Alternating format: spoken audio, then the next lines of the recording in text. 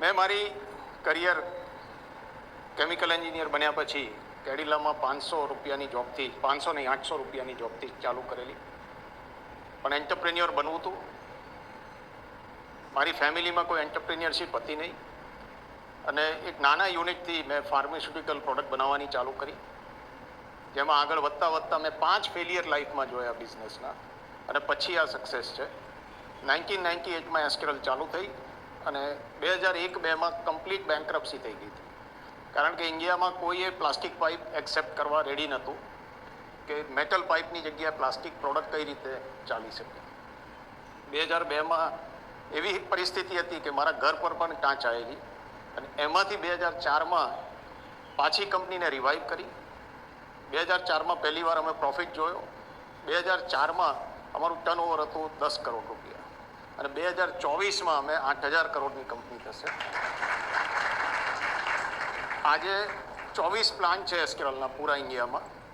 બીજા 5 પ્લાન્ટ આવી રહ્યા છે. 12 સ્ટેટમાંથી અમે કામ કરીએ છીએ.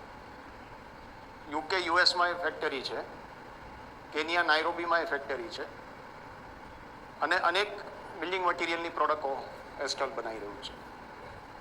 આજે જે પુરસ્કાર મળ્યું છે એ સન્માન છે અને એને માટે હું એબીપી અસ્મિતાનો ખૂબ આભારી છું, કારણ કે એવોર્ડ બહુ મળ્યા પણ સન્માન પહેલી વાર મળ્યું. અને અત્યારે એ લેવલે પહોંચેલા છે કે જેમાં હું ઘણીવાર વિચારું કે હવે કામ શેને માટે કરીએ છીએ. તો હવે કામ એ 11-12 હજાર ફેમિલી જે અમારે ત્યાં કામ કરે છે અને જે સંકળાયેલા છે એ મારું પરિવાર છે. તેની સાથે અનેક લોકોને રોજી પૂરી પાડીએ છીએ અને ગુજરાતની ધરતી પર અમારા આજે 5 પ્લાન્ટ છે તો અમે 6,000 માણસો અહીંયા ઇટસેલ ગુજરાતમાં એમ્પ્લોય કરીએ છીએ. આ ગ્રોથ એન્જિન છે, ગુજરાતીઓનું બેઝ છે, જ્યાં એન્ટરપ્રિન્યોરશિપે જન્મ લીધો છે અને લેતું રહેશે. કંઈ પણ ઇમ્પોસિબલ નથી. આજે જે પણ મને મળ્યું છે સોસાયટીમાં એ પાછું આપવા હું 2 વર્ષથી ગુજરાત ચેમ્બર ઓફ કોમર્સમાં એઝ અ પ્રમુખ કામ કરું છું અને જે પણ ઇન્ડસ્ટ્રીના પ્રશ્ન છે, સરકારના અનેક પ્રશ્ન છે, પ્લસ બીજા પ્રશ્ન છે જે સોસાયટીને લગતા છે, ગ્રોથને લગતા છે, મેન પાવરને લગતા છે, એ બધા પ્રશ્ન જેટલી હદ સુધી સોલ્વ થાય એ કરવાનો પ્રયત્ન કરું છું. મારાથી આ ગઈ નહીં શકાય, મારાથી કોઈ દાખલો નહીં આપી શકાય, મારાથી સ્પોર્ટ્સ નહીં રમી શકાય, પણ મારાથી મોટિવેશન આપી શકાશે કે દેર ઇઝ નથિંગ ઇમ્પોસિબલ. લાઈફમાં અચીવ કરવું હોય તો કોઈ પણ લેવલનું અચીવમેન્ટ તમે અગર એને તમારા જે ધ્યેય છે, તમારા જે ગોલ્સ છે એની ઉપર તમે રહો તો અચીવ કરવાનું ઇમ્પોસિબલ નથી.